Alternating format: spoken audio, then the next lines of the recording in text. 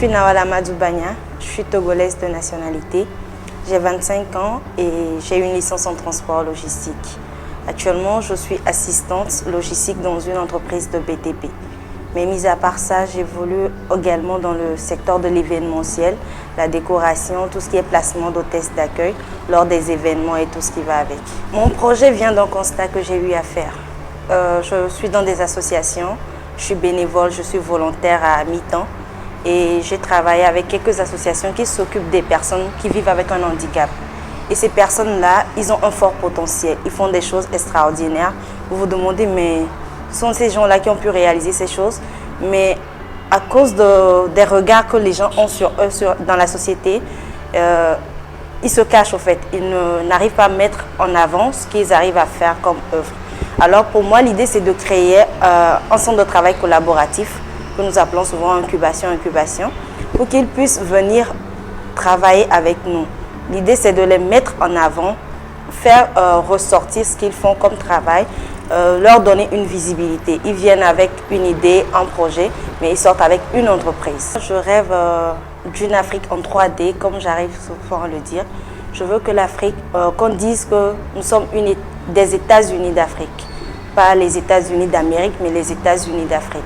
Que nous puissions travailler main dans la main, que nous arrivions à faire des choses extraordinaires.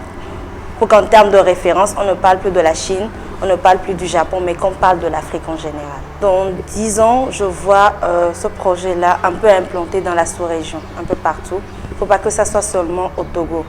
Je suis venue ici au programme YALI, je me suis tissé des relations, que ce soit en Afrique centrale, en Afrique de l'Ouest à côté, les Burkinabés, les Ivoiriens. Alors pourquoi ne pas profiter de ce réseau-là qu'on s'est tissé pour implémenter cette entreprise-là un peu partout en Afrique. Déjà, les cours que j'ai eu à suivre au niveau du programme Business et Entrepreneuriat m'ont permis d'avoir encore plus confiance en moi.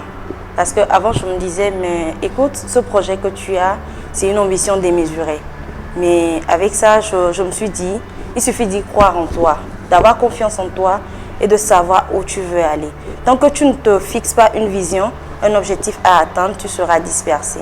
Et également, à travers ces différents cours que j'ai eu à suivre, j'ai su comment mettre en place un business plan, comment vendre mon projet, comment amener des gens à pouvoir adhérer à ma vision et m'accompagner. Par rapport à la jeunesse africaine, nous avons tendance à dire si notre pays ne bouge pas, si notre pays ne marche pas, c'est à cause de l'État, c'est à cause de ceci, à cause de cela. Mais nous, concrètement, qu'est-ce que nous faisons pour changer notre pays? Qu'est-ce que nous faisons pour changer la vision de l'État? Juste une personne.